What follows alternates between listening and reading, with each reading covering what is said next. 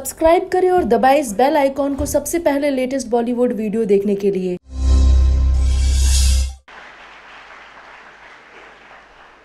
May I please request Mr. John Laxon and Mrs. Kriti Sanon to launch the third season of the New Zealand Excellence Awards and the New Zealand Taught Masters. I think we're... Yes. Firstly, thank you so much for being here actually despite the Mumbai rains today. I myself have travelled from Andheri considering there's a bridge that fell there. But it's really nice to be back for New Zealand education and that too this time in a college where I've actually shot like a couple of TV commercials. So I have like memories with this college, but it's really nice always to be back with students. I think it kind of takes me back to my college days and the time when I was studying. As she mentioned that I'm an engineer. So education has always been a very important part of my growing up years and of my life, I feel. And it's nice to be here and be sort of a catalyst to help all of you, the youth of today's country, to sort of shape up their careers and their futures, and be here as the brand ambassador for New Zealand education. So thank you so much for being here with me despite the rains. Who would like to select a New Zealand university for their either undergraduate or, in many cases in this room, postgraduate, with 34 partial scholarships for a variety of STEM, science, technology, education, engineering, mathematics and other subjects to study at the total and funding available. So applications are officially, as of now, open. So you are the first ones to be able to apply and we'll be continuing through to the 30th of October for applications for the Semester 1 2019 intake. So please do go ahead and apply. They are great scholarships. You'll be hearing about one programs. Our website has been launched today specifically for Indian students who are thinking about a postgrad growth whilst you're studying and after your studies for up to 3 years. Course of the master's degree program, both accelerated and extended program options depending on your career path. So tailored to the speed at which you want to progress through a master's program. And also, as we mentioned, universities that are ranked in the top 3% worldwide. All of us have really nice memories of college. So is there something special you have? I think college years, I would definitely say, are the best years of your life and they do not come back. So actually make the most of this. I really feel that my college years, although I was kind of a nerdy student who used to like really, I was not a front bencher purely because I'm tall, so I had to sit at the back. But otherwise, I was really into studies. And I was someone who, I guess, really wanted to do my best, whatever I put in, whatever I went for. So I've always been like that. And I think education has really groomed my personality. I think today, even though I'm in films and I'm acting, it's got nothing to do with actually what I studied. But I really feel that as a person, I've become a lot more confident, a lot more aware, a lot more, able to sort of make decisions in my life because I've gone through a process of educating myself. I've gone through, engineering can be really, grilling. Like you have like exams 3 times in 4 months, which is insane. And you really have to be able to take pressure. You have to be able to make decisions in your life. You have to have a sense of awareness, not only around you, but also what's happening in the world. Especially in the fields that you're going for. So I think college years have been very important. Of course, coming to this particular college, as I said, I have shot a few ads here, so it takes me back to even my modeling days and stuff, where I've shot ads in this very compound here. And it's always great to be interacting with students, I think, no matter what happens, that college life and that sort of fire that you have when you're in college, it doesn't change. And it does get me back to my days when I used to like even participate in like in my college dance troupe and go to like different colleges and have like competitions and stuff and come back winning and feel good about it. So yeah, it's great being here, especially for a cause, something that I totally believe in, which is education in New Zealand. Great. I think that's really nice to revisit. You may be looking at a career in engineering, some field of engineering, but actually you've got a creative streak. You know, you like writing stories, you like history, you like politics, and the way the New Zealand university and indeed the school curriculum is designed is that you can combine those various elements into one degree, whether it's a double major or a major and a minor. There's a huge amount of spoke to them about the education in New Zealand. I think this is something that sort of really attracted me towards it, because I remember in my school or college, you know, when you're asked to choose subjects, I'm like, I want to study computer science, but I also want to know what happens in psychology, you know, I also want to do my dancing.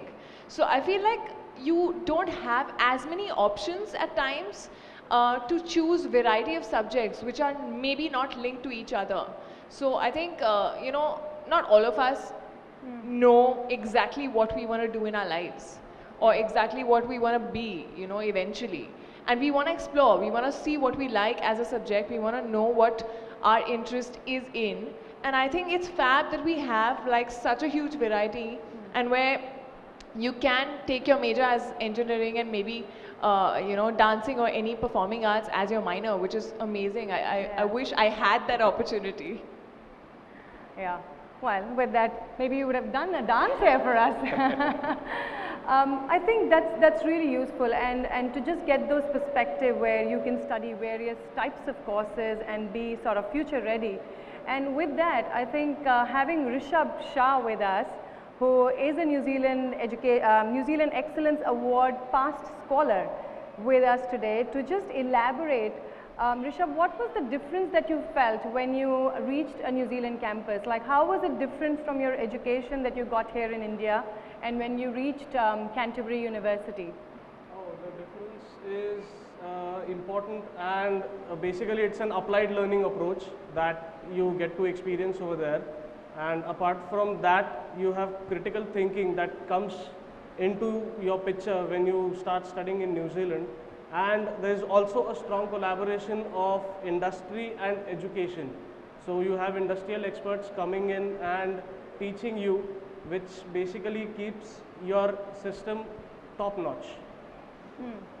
Yeah, that's really interesting. I mean, that just makes students quite future ready because you are actually having that industry exposure, and yeah, I think that's a great way to educate the future who will be running the world tomorrow. Yeah, and with that, Kriti, on your future, like you studied an engineering degree and then moved to films, which is a very, very different career, and there might be students here who want to go to New Zealand, do those two majors where they get acting or performing arts along with a science degree. And if they were to transition, how would they transition from science nerdy to a film actress, a successful film actress? So how was that transition? I think it's not about, I never planned it like this. Like, Yeah, I never true. thought, oh, I'm going to do B.Tech and then I'll become an actress. It's never like that. I think it's always, you know, you discover what you want to do. And when I was in school, I remember being someone who was very studious and I liked science. Well, my mom's a physics lecturer, so it kind of relates to that. I wanted to take up science. I didn't know, okay, I said, I like computer science, so maybe let me become a software engineer. I had no idea what a software engineer does. Then eventually I ended up doing electronics and communication, which I liked while I was doing, at least the communication part of the B.Tech. But I still didn't know what eventually I'm going to end up doing, you know, as a daily job, as you know, my career. I didn't know what I would enjoy. And that's when sort of modeling happened, and I discovered while doing TV commercials that I could act, which is something that I had never tried on, you know. like I said, you have like very limited things that you're doing in your school college life because you have those many limited subjects to choose from, and you never try to explore in different directions to figure out what you like and what your passion lies in and what would you be really happy doing the rest of your life. So when I realized that I could act is when I had my mind on it, and I was like, this is what I want to do, and I want to eventually move to Mumbai and try for films. But at the same time, I wanted to complete my BTech. I didn't want to leave it half done because I really feel that it's very, very important to have an educational degree. I always say that there is a difference between being passionate and being desperate. And when you're in an industry like this, which is so competitive and there's so many people out there, I didn't want to be someone who doesn't have anything to fall back on or any sort of, a backbone that keeps me strong. I was passionate about what I really wanted to do, but I knew that that's not the only thing I can do. I can do much more. I am an engineer and I can always do other things. So let me just put my heart and soul in what I really want to do, but not get desperate and, make wrong decisions in life. That's how it's happened for me, but I really feel that in general, I really want to advise all of you to never stop exploring, to never stop figuring out what you really like and what you really want to, eventually do in life. Choose a variety of subjects that interest you in general as a person, and you might find what your actual dream is. So I think that is something that I really admire about New Zealand and their structure of education, because it gives you that room to choose what you really, feel like exploring. I think, it's one life and it's mostly so many years that you want to sort of educate yourself. It's obviously a constant learning throughout life. But yeah, I think just go out and explore is what I would say. Yeah, so I think from an engineer to an actress, and just an hour back you were a journalist interviewing Rishabh. So lots of different roles, and Rishabh being an Excellence Awards winner, and John, you just announced the 3rd season of Excellence Awards. So that's a massive commitment, like over 1 crore rupees has been put into this 3rd season, which is massive. And also the Masters, which have gone live today. So I know you've covered a little bit about it, but would you want to just give out a few sort of key points around how this Excellence Awards has come through, and how a lot of Indian students have already found value in it, like Rishabh. We have a live example here. Yes, exactly. Lots of his colleagues, and how these students can now go in for Masters, the specializations that are offered with the various different subjects to choose from, and also tap into the funding opportunity through the Excellence Award. So that will be really good for these students, considering we are launching it here at their campus today. Yes, certainly. So in terms of the New Zealand Excellence Awards, this is a partnership between the New Zealand government through Education New Zealand and our 8 universities. So each of our 8 universities is committed to co-fund partial scholarships just dedicated towards Indian students. And what that reflects is 2 things. One is the growing demand for a New Zealand university education from our Indian students. We've seen a 20% increase just in 2017 alone of the numbers of Indians. The students future ready. So yeah, I think safety, the variety of courses, the cultures, and having the opportunity to interact with different cultures and different kind of people, which makes you ready for a global opportunities, for not only having opportunities here but also knowing what's going on everywhere else, and being ready for all kind of technologies coming in, all kinds of things happening in the world. Just on that, John, would you like to talk a little bit about the student experience and the emphasis that Education New Zealand puts on the student experience? Like when a student from India or wherever in the world goes to New Zealand, there is one part of it around studying at a campus and getting imparted that education, but also the overall student experience and the emphasis that we put into that there is like a really positive experience that a student has. And I understand like Education New Zealand, like my organization, all has a team working on that particular part of the work. Yes, well, even if I start from when I was a student, straight away when you enroll in the university, you get a whole lot of information about what to expect, what you need to prepare for, right down from finances to clothing to all of those sorts of things, and through to being welcomed at the airport when you arrive if you're an international student. And then there's dedicated orientation weeks, which are a lot of fun before the real study and work starts. I don't know if you'd like to share any stories from orientation weeks? Oh yeah, the orientation is amazing. You get a hang of the universities over there, the people over there. There are so many student advisors which basically keep you in touch with all these particular activities. Each and everything is so very streamlined that you can easily imbibe in that. That's one of the amazing things that I've experienced. And I think another point to add is that career and education counsellors and even job centres are all located on campus.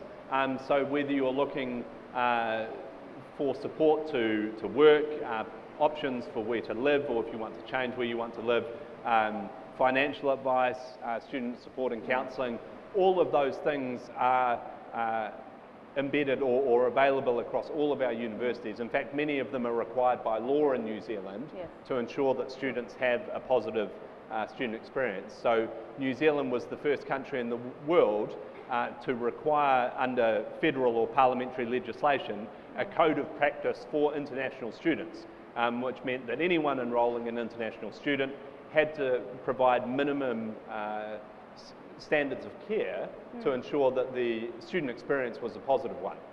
Because whether it's a New Zealand student, an international student, we want people to be succeeding in their studies and their lives so that they can go on and have a positive life experience and also be alumni and advocates for the experience they've had. So it's really central to our mission. It's one of the reasons why international education is our fourth largest industry, because there's such a strong focus on it, and it plays such a positive role in enriching New Zealand's culture, because we have students from more than 180 countries contributing their own perspectives, and we have student clubs from all parts of the world at all of our campuses, and they make a great contribution on campus and off campus. It's fantastic.